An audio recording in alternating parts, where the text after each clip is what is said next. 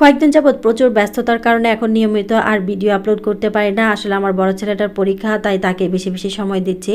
তাই video editing করা, সব কিছু ম্যানেজ করে আসলে সব কিছু আপলোড করা অনেক ঝামেলার মনে হয়। এই জন্য প্রতিদিন এখন আর ভিডিও দেই না। এখন একদিন পর পর ভিডিও দিব চিন্তা ভাবনা করতেছি। হ্যালো গাইস, আসসালামু আলাইকুম, কেমন আছেন সবাই? আশা করছি সবাই ভালো আছেন। একটি নতুন ব্লগ ভিডিও নিয়ে হাজির হয়ে গেলাম। আসলে সকালে ঘুম থেকে উঠে আমার সবচেয়ে যে প্রধান কাজ থাকে সেটা হলো গাছে পানি দেওয়া। আর এই গাছগুলিতে পানি দিলে কি না দিলে কেন জানি শান্তি পাই না, মনে হয় গাছগুলি আমার জন্য কান্নাকাটি করতেছে। গাছে পানি না দিলে তো গাছগুলি মরে যাবে। তাই সকালে ঘুম থেকে উঠে গাছে আগে পানি দিই, তারপর আমি আবার একটু ঘুমিয়ে রেস্ট নিই। কারণ অনেক সকালে ঘুম থেকে উঠতে হয়, ছেলে স্কুলে চলে যায়, তার বাবা অফিসে চলে যায়, তাদের সব কিছু গোছগাছ করে দিতে দিতে আমার অনেকটা সময় হয়ে যায়।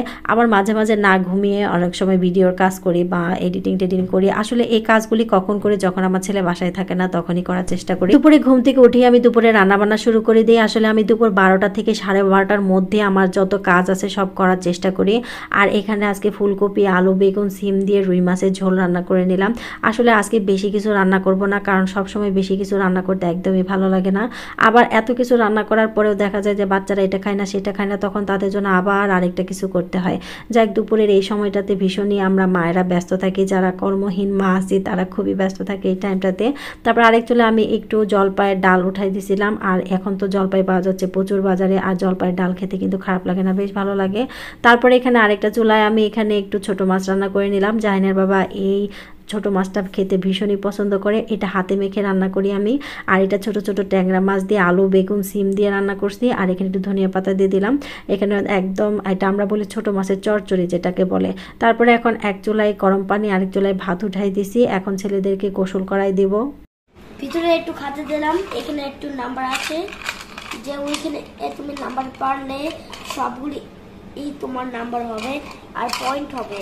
খাতার মধ্যে ওই পয়েন্টগুলি লেখে কি করতে হবে,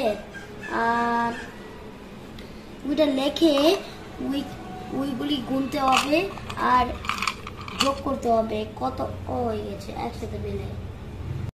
রান্নাবান্না শেষ করে এসে দেখি আমার বড় ছেলেটা আমার জন্য অপেক্ষা করতেছে। সে কি এক আজব খেলা বানাইছে, এই খেলা এখন তার সাথে খেলতে হবে। যাই হোক, বাচ্চাদের সাথে মাঝে মাঝে বাচ্চামি করতে খারাপ লাগে না, বেশ ভালোই লাগে।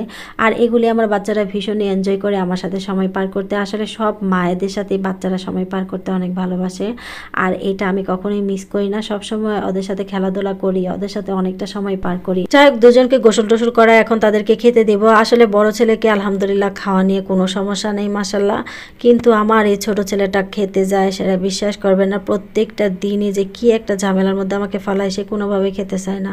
তার যে না খায় থাকতে কতই ভালো লাগে আল্লাহ ভালো জানে, কবে যে সে ঠিকঠাক খাবে তাও জানি না। যাই হোক, এখানে নিজে একটু পরিচর্যা করে নেব, এর জন্য একটু ফেস মাস্ক বানাই নিতেছিলাম। আসলে এগুলো নর্মাল জিনিস, সবাই জানেনি, সবসময় বানাই না। আবার মনে করেন আমি প্রতিদিন এই জিনিস দিই। আসলে হঠাৎ করে সেদিন মনে হলো যে সবারই পরিচর্যা করি, শুধু নিজেরই কোনো পরিচর্যা করা হয় না।